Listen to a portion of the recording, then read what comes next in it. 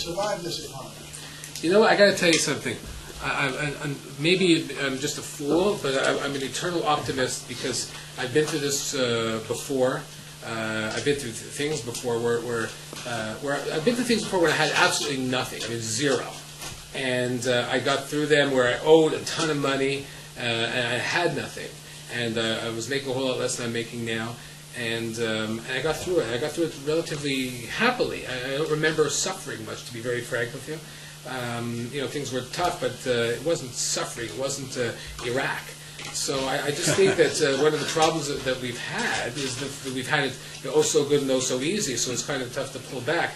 But when you think, believe me, I'm no economist. I'm like basically a loud-talking fool. But the loud-talking fools sometimes were the people who made most sense in the days of the jesters and all.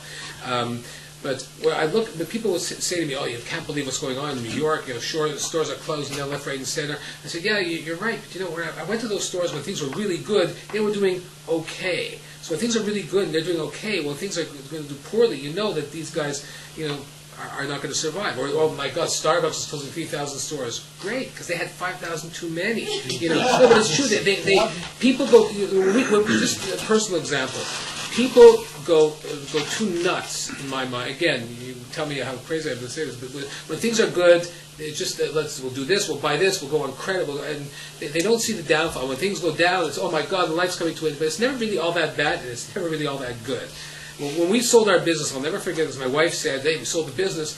There's this house on the corner. It's much bigger. Just think of this. We can move all the space for your art." I said, "Honey, it's me and you. The boys are going to be moving out soon. Who's going to have this big house? What do we need this for?" But in people's minds, that's what they do. So that's the micro. So the macro. Luckily, I didn't do it. Thank God I didn't do it. I said, "We have a small home. Let's pay it off and live there."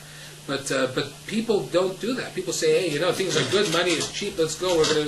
And now we're paying the price." So, I just think if we'll get through this, and what the future holds, I've never planned anything. Do you understand? I've just let things happen. I never planned anything. Never. So I don't know. I really don't know what's going to happen. But I have to be the eternal optimist because what's the alternative? I got to tell you one thing, David. I remember when I used to come here. And I used to say, I remember, is Hans Black here tonight? A few weeks ago. But I remember you guys were talking. I remember at the time it was about the Pacific Rim and investors. What are the investors? I'm saying investors, man. I don't have a pot to piss in, and these guys are talking about. I would be so impressed and hearing all this stuff. And there's just the macro element of it, and now just hearing the doom and gloom, and you realize at the time, and no offense to Hans Black or anybody, but I think Jon Stewart did it best the other day when he took nobody knows nothing. You can't predict the future, and anybody who says there's a great expression: anybody who predicts the future is a liar, even if he's right. So you never know. You never know. So where it holds, if you're not an optimist, I think things are kind of tough.